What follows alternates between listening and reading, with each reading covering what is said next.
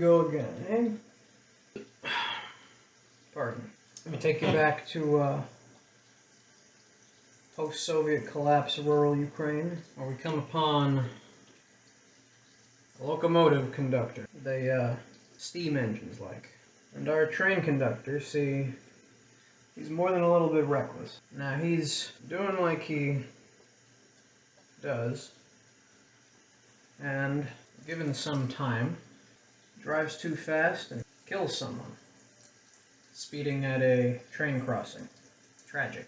And he is put through the courts, convicted of murder, and given the highest possible sentence. Tensions are high at this time in history, see. Anyway, he's given the death penalty, and he is made to sit on death row, and on the eve of his execution, the executioner himself walks in, says, "What will you be having for your last supper, sir?" And the train man says, "It will you banan. I'll have a banana." The executioner is a little weirded out by this. Usually people go for something a little more extravagant if state's foot in the bill.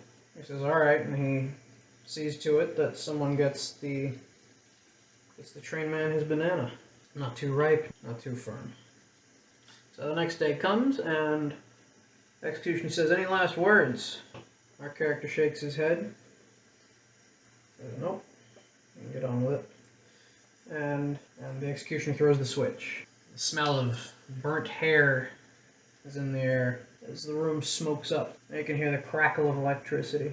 The executioner, convinced that his machine has done its job, turns it off, and when the smoke clears, is surprised to see a little char-faced, but very much alive, train conductor.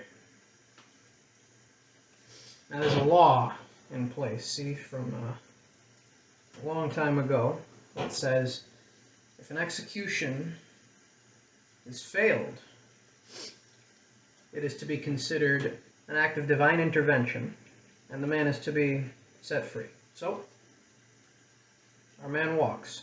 But wouldn't you know it, within the week he's back at it again.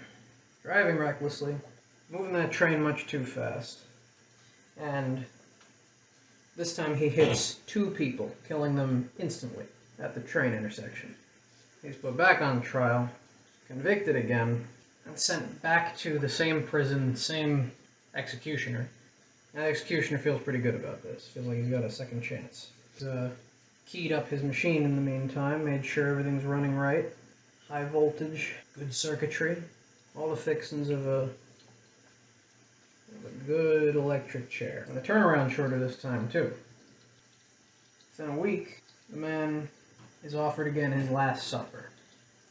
Second last supper, I guess. And the executioner asks, "What'll it be this time?"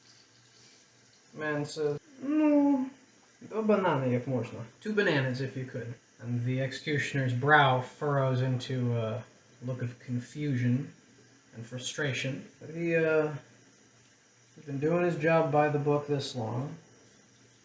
Make sure that this oddball train man gets his last supper. For real this time. Next day comes, the executioner throws the switch, and make sure to give him a good 15 seconds or so of lethal voltage. Waits a couple seconds, smoke clears, and the train man is fine again. Bright-eyed and bushy-tailed, a little smoked up, and the executioner can't wrap his head around it. But, wouldn't you know it, in short order, the train man kills again. This time, 3 people are lost to his recklessness on the railroad. At this point, the newspapers are all over him. The public knows his story very quickly. He's back on death row, facing down the question of, "What'll you be having for your last supper, sir?" The train man says, 3 banana maybe. 3 bananas. The executioner scowls again and hard and says, "You know what? No. I've had enough of whatever sorcery this is, you won't be having your bananas. And he has the guards wrangle him down to the electric chair that night, unsanctioned, off the books, straps him down, and lets him have it. Lights him up for what must have been a minute. Wild-eyed, the executioner finally turns off the power.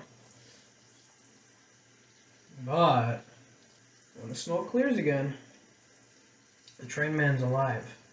The executioner says, What is this? How can this be? You weren't allowed to enact whatever horrid ritual you've been playing at. And the conductor chuckles a little and says, oh, the bananas had nothing to do with it. I'm just a terrible conductor.